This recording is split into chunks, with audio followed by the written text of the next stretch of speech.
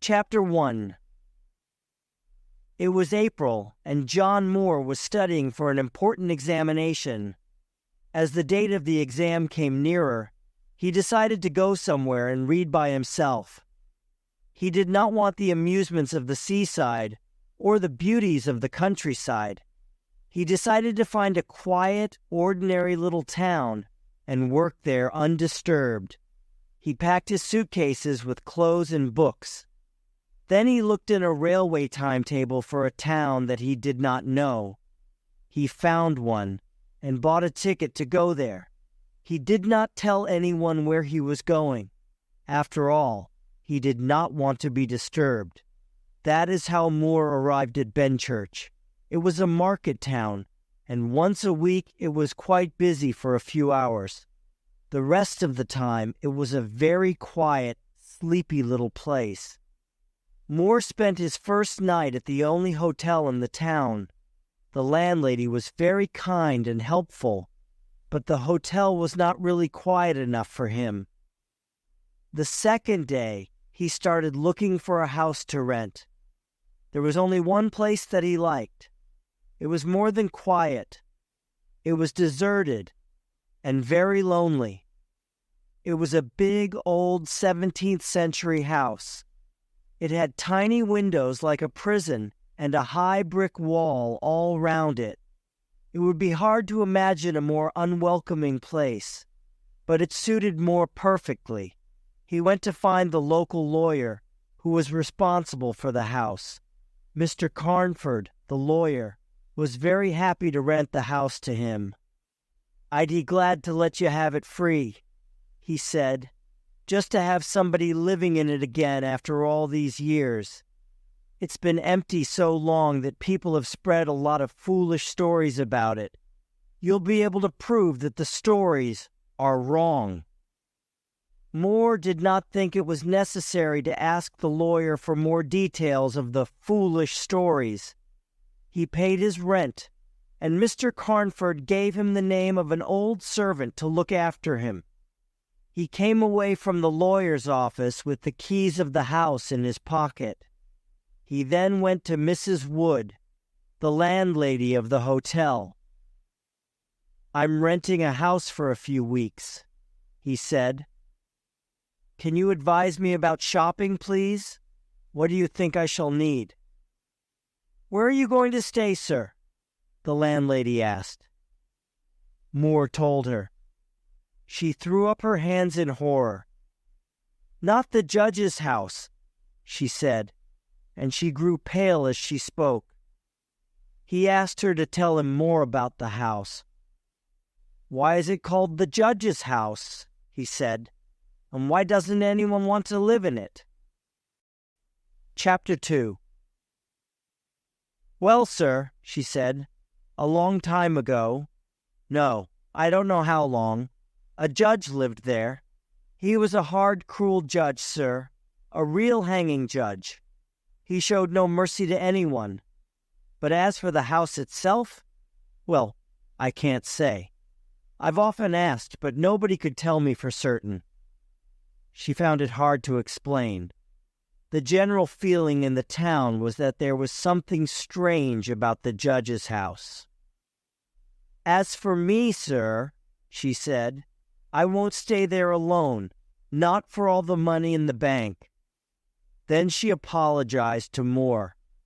"I'm sorry to worry you, sir. Really I am. But if you were my son, I wouldn't let you stay there one night on your own. I'd go there myself and pull the big alarm bell that's on the roof." Moore was grateful for her kindness and her anxiety. "How good of you to be so anxious about me, Mrs. Wood," he said. "But there's really no need to worry.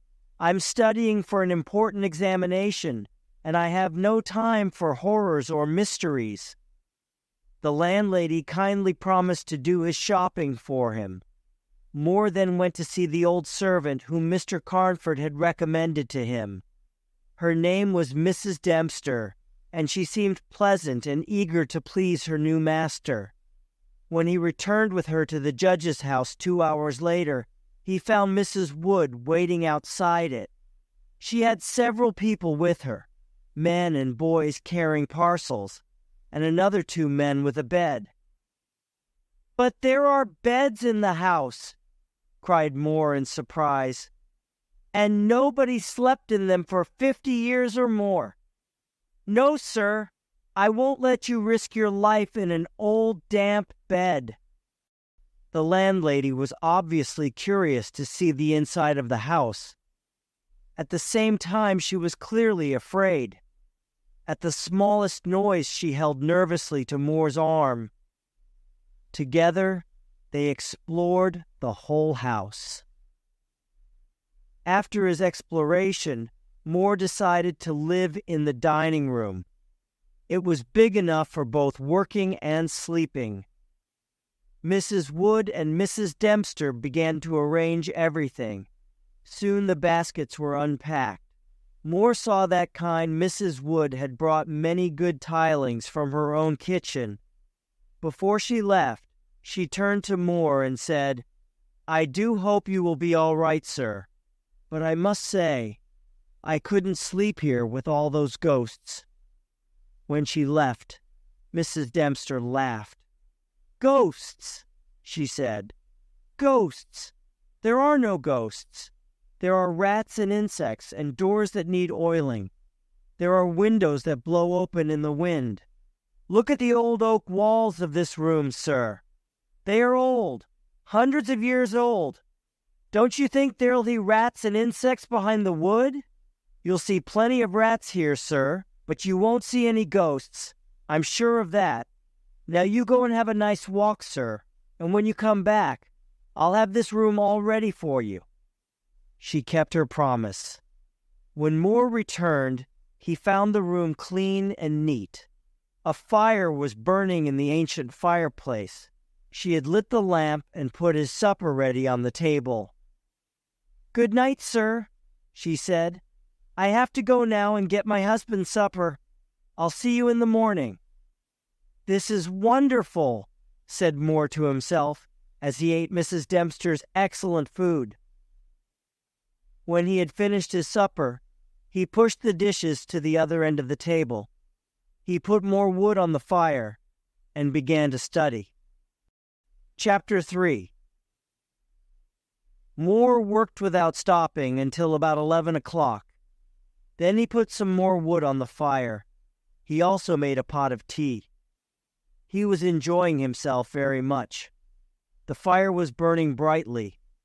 The firelight danced on the old oak walls and threw strange shadows around the room.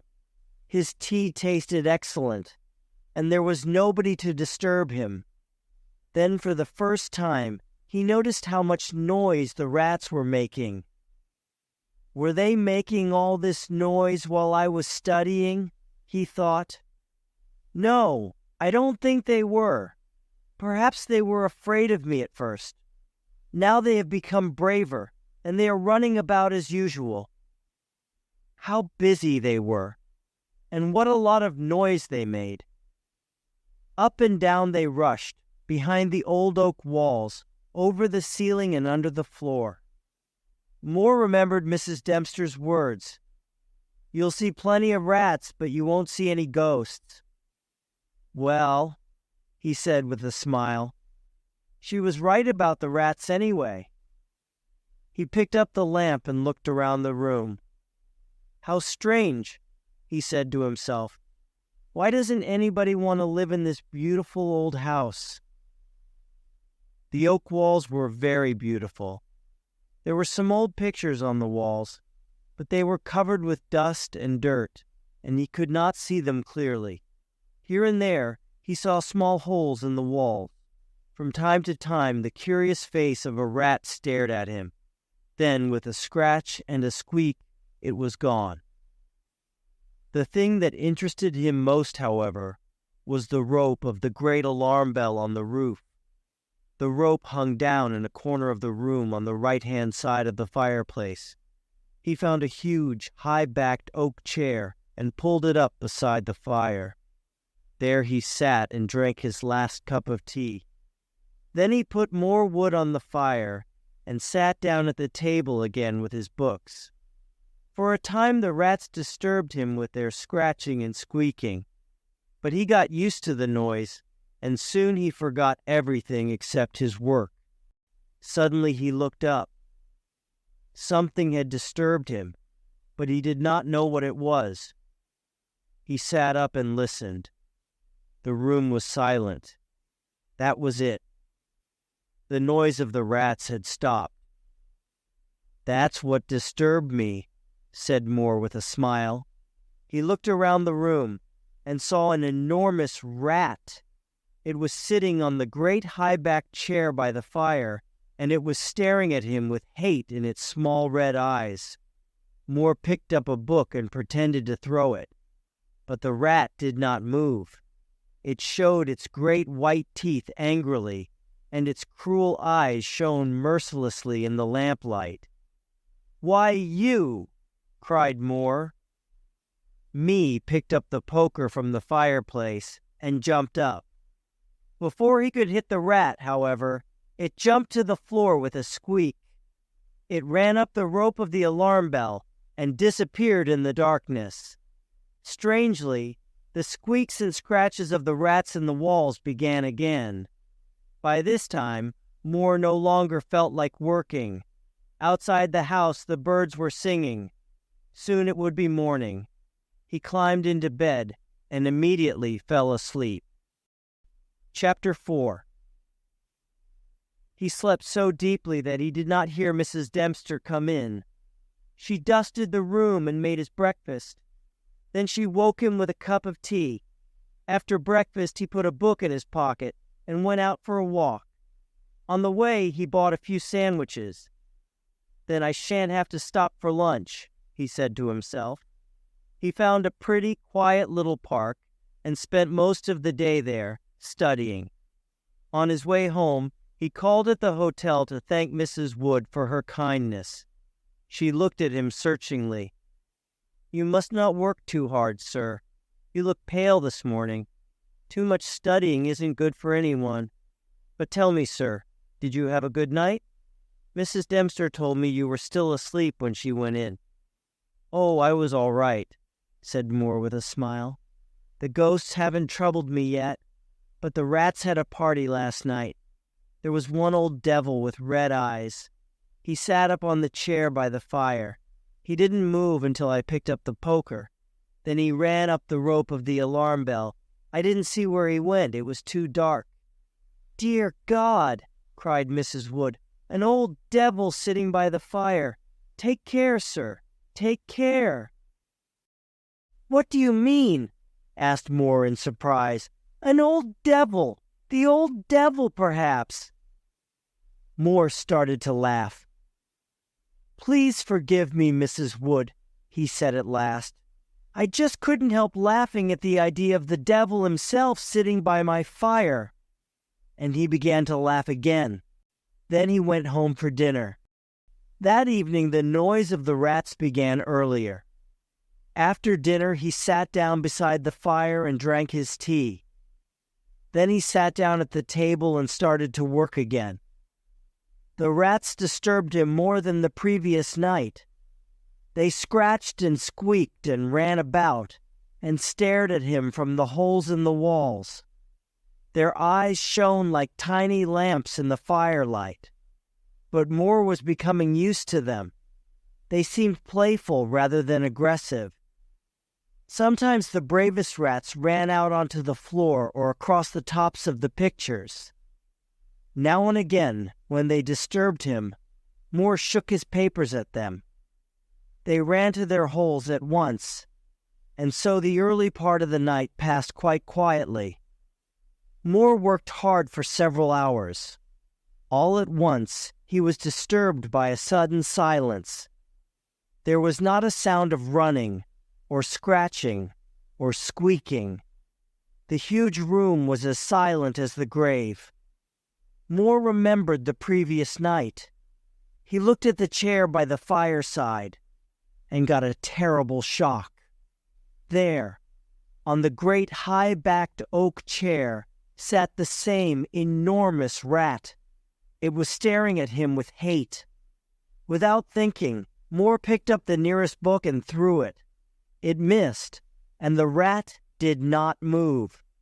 So Moore again picked up the poker. Again the rat ran up the rope of the alarm bell, and once more the other rats started their scratching and squeaking. Moore was unable to see where the rat had gone. The light of the lamp did not reach as far as the high ceiling, and the fire had burned low. Moore looked at his watch. It was almost midnight. He put more wood on the fire and made a pot of tea. Then he sat down in the great oak chair by the fire and enjoyed his tea. "I wonder where that old rat went just now," he thought. "I must buy a rat trap in the morning." He lit another lamp. He placed it so that it would shine into the right-hand corner of the wall by the fireplace. He got several books ready to throw at the creature. Finally, he lifted the rope of the alarm bell. He put it on the table and fixed the end of it under the lamp. As he handled the rope, Moore noticed how pliable it was. "You could hang a man with it," he thought. Then he stood back and admired his preparations. "There, my friend," he said aloud. "I think I'll learn your secret this time." He started work again, and was soon lost in his studies. But once again, he was disturbed by a sudden silence. Then the bell rope moved a little, and the lamp on top of the rope moved too. Moore made sure that his books were ready for throwing. Then he looked along the rope. As he looked, the great rat dropped from the rope onto the old oak chair. It sat there staring at him angrily. He picked up a hook and aimed it at the rat. The creature jumped cleverly to one side. Moore threw another book, but without success. Then, as Moore stood with a third hook in his hand, ready to throw, the rat squeaked and seemed to be afraid. Moore threw the book, and it hit the rat's side. With a squeak of pain and fear, and a look of real hate, it ran up the back of the chair and made a great jump onto the rope of the alarm bell. It ran up the rope like lightning, while the heavy lamp shook with its desperate speed. Moore watched the rat carefully. By the light of the second lamp, he saw it disappear through a hole in one of the great pictures on the wall. "I shall check my unpleasant little visitor's home in the morning," said Moore to himself as he picked up his books from the floor. "The third picture from the fireplace. I shan't forget." He examined the books. He picked up the third book that he had thrown. "This is the one that hurt him," he said to himself. Then his face turned pale. "Why, it's my mother's old Bible. How strange." He sat down to work again, and once more the rats in the walls started their noise. This did not worry him. Compared with the huge rat, these ones seemed almost friendly. But he could not work. At last he closed his books and went to bed. The first red light of morning was shining through the window as he closed his eyes. Chapter 5. He slept heavily but uneasily, and he had unpleasant dreams. Then Mrs. Dempster woke him as usual with a cup of tea, and he felt better. But his first request to her surprised the old servant very much. "Mrs. Dempster, while I'm out today, will you please dust or wash those pictures, particularly the third one from the fireplace? I want to see what they are." Again, Moore spent most of the day studying happily in the park. On his way home, he again visited Mrs. Wood at the hotel. She had a visitor with her in her comfortable sitting room. "Sir," said the landlady, "this is Dr. Thornhill." As soon as she had introduced them, the doctor began to ask Moore a great many questions. "I'm sure," said Moore to himself, "that the good doctor did not call here by accident." He turned to Dr. Thornhill. "Doctor, I'll gladly answer all your questions if you'll just answer one of mine." The doctor seemed surprised, but he agreed at once.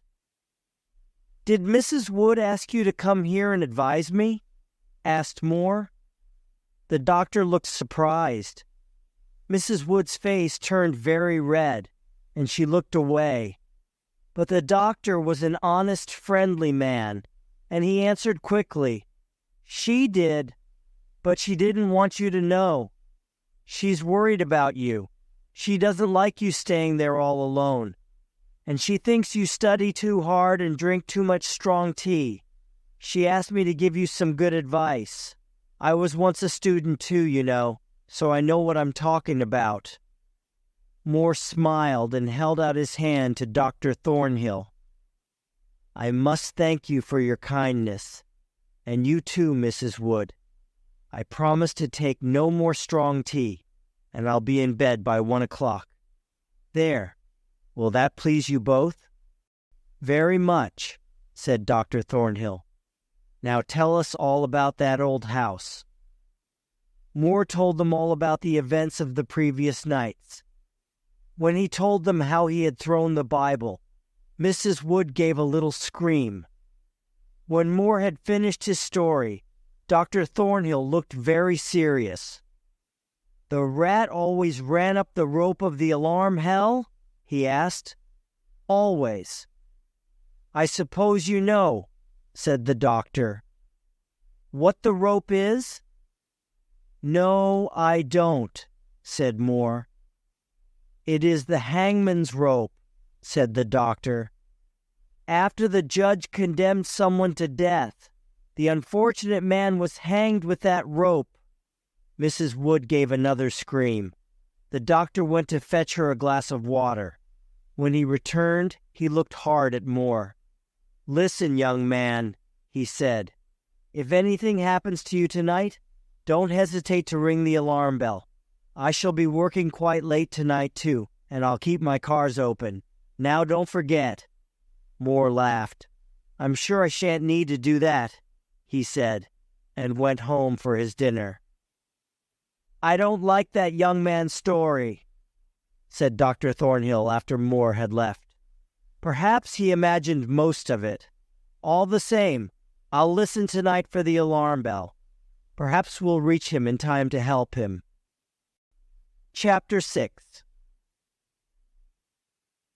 When Moore arrived home, Mrs. Dempster had already left, but his supper was ready for him. The lamp was burning brightly, and there was a good fire in the fireplace. It was a cold, windy evening, but the room was warm and inviting. For a few minutes after he came in, the rats were quiet, but as before, they soon became used to his presence in the room. Soon they started their noise again. He was glad to hear them. He remembered how silent they had been when the great rat appeared. Moore soon forgot the squeaking and scratching. He sat down to his dinner with a light heart. After dinner, he opened his books, determined to get some work done. For an hour or two, he worked very well. Then his concentration weakened, and he looked up. It was a stormy night. The whole house seemed to shake, and the wind whistled down the chimneys with a strange, unnatural sound. The force of the wind shook the alarm bell. The pliable rope rose and fell a little, and the bottom of it hit the oak floor with a hard and hollow sound. As Moore watched it, he remembered the doctor's words. "It's the hangman's rope." He went over to the corner by the fireplace and took the rope in his hand. He looked at it very hard. He wondered how many people had died on the end of that rope. As he held it, the movement of the bell on the roof still lifted it now and again. Then he felt a new movement. The rope seemed to tremble, as if something was moving along it. At the same time, the noise of the rat stopped. Moore looked up and saw the great rat coming down towards him. It was staring at him with hate. Moore dropped the rope and jumped back with a cry. The rat turned, ran up the rope again, and disappeared. At the same moment, Moore realized that the noise of the other rats had begun again. "Very well, my friend," thought Moore. "Let's investigate your hiding place." He lit the other lamp. He remembered that the rat had disappeared inside the third picture on the right. He picked up the lamp and carried it across to the picture. He almost dropped the lamp. He stepped back at once, and the sweat of fear was upon his pale face. His knees shook. His whole body trembled like a leaf. But he was young and brave, and he moved forward again with his lamp. Mrs. Dempster had dusted and washed the picture, and Moore could now see it quite clearly. It showed a judge. He had a cruel, clever, merciless face, with a big curved nose and very bright, hard eyes. As Moore looked into those eyes, he realized that he had seen that look before. The great rat's eyes were exactly the same. They held the same look of hate and cruelty. Then the noise of the rats stopped again, and Moore became conscious of another pair of eyes looking at him. The great rat was staring at him from the hole in the corner of the picture. But Moore took no notice of the creature and continued to examine the picture. The judge was sitting in a great high-backed oak chair on the right-hand side of a great stone fireplace. In the corner, a rope hung down from the ceiling. With a feeling of horror, Moore recognized the room where he now stood. He looked around him, as if he expected to see another presence there. Then he looked across to the corner of the fireplace. He froze with fear, and the lamp fell from his trembling hand. There, in the judge's chair, sat the rat. The rope hung behind, exactly as it did in the picture. The rat looked at Moore with the same merciless stare as the judge in the picture. But there was a new, triumphant look in the small red eyes. Everything was silent except for the storm outside. "The lamp," thought Moore desperately. Fortunately, it was a metal one, and the oil had not caught fire. However, he had to put it out. In doing so, he forgot his fears for a moment. Then he stopped and thought, "I can't go on like this," he said to himself. "The doctor is right. Late hours and strong tea are no good for me. They just make me nervous. However, I'm all right now." He made himself a warm, milky drink and sat down to work. Nearly an hour later, a sudden silence disturbed him again. Outside, the storm was growling and whistling as loudly as ever. The rain drummed on the windows, but inside the house everything was as quiet as the grave. Moore listened carefully, and then he heard a strange squeaking noise. It came from the corner of the room where the rope hung down. At first he thought the rope itself was making the sound. Then he looked up and saw the great rat. It was chewing the rope with its ugly yellow teeth. It had almost bitten through it, and as Moore watched, part of the rope fell to the floor. Only a short piece was still attached to the bell, and the rat was still hanging on to it. Now the rope began to swing backwards and forwards. Moore felt a moment of terrible fear. "Now I can never ring the alarm bell," he thought. Then he was filled with anger.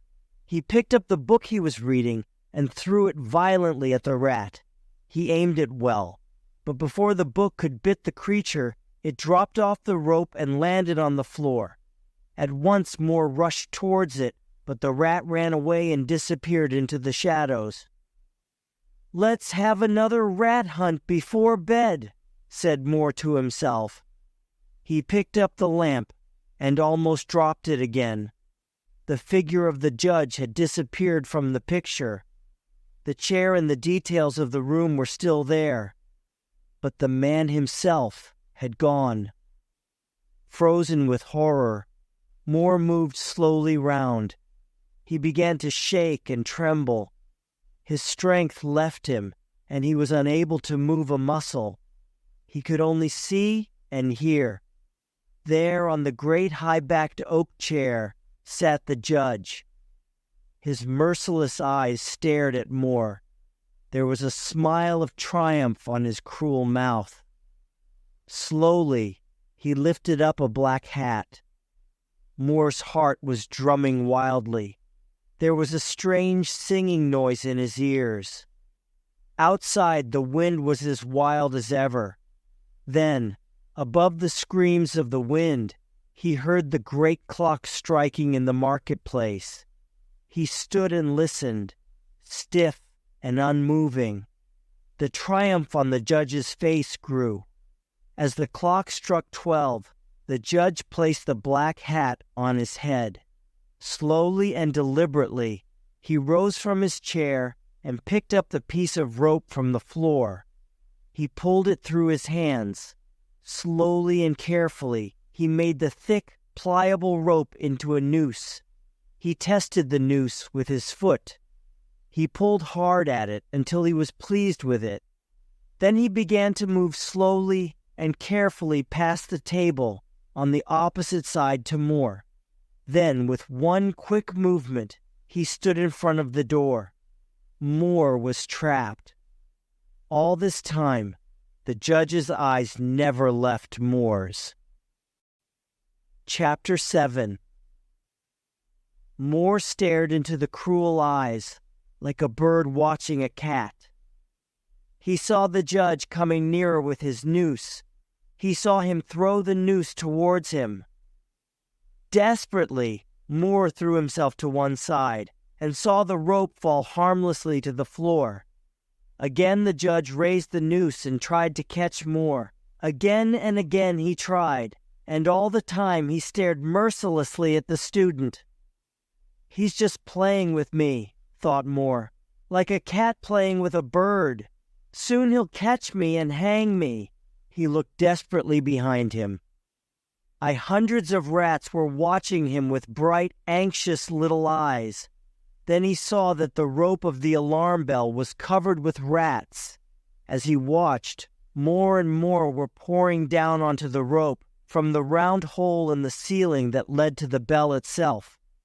The rats were hanging from the rope, and there were so many of them that the rope was swinging backwards and forwards. The alarm bell began to ring, softly at first, then more strongly. At the sound, the judge looked up. A devilish anger spread across his face. His eyes burned like red jewels. Outside, there was a sudden, deafening crash of thunder. The judge raised his noose again, while the rats ran desperately up and down the rope of the alarm bell. This time, instead of throwing the rope, the judge moved nearer to Moore and held the noose open. Moore was unable to move. He stood there like a stone figure. He felt the judge's icy fingers and the pliable rope against his neck. He felt the noose against his throat. Then the judge picked up the stiff body of the student in his arms. He carried him over to the great oak chair and stood him on it. Then, stepping up beside him, the judge put up his hand and caught the rope of the alarm bell. At his touch, the rats ran away, squeaking with fear. They disappeared through the hole in the ceiling. Then the judge took the end of the noose, which was around Moore's neck. He tied it to the hanging bell rope. Then he climbed down and pulled away the chair. Chapter 8. When the alarm bell of the judge's house began to ring, a crowd soon gathered. People came running with lanterns and torches, and soon hundreds of people were hurrying to the house. They knocked loudly at the door, but there was no reply. Then they broke down the door and poured into the great dining room. The doctor was the first to reach Moore, but too late. There at the end of the bell rope hung the body of the student. The judge stared out once more from his picture, but on his face there was a smile of triumph.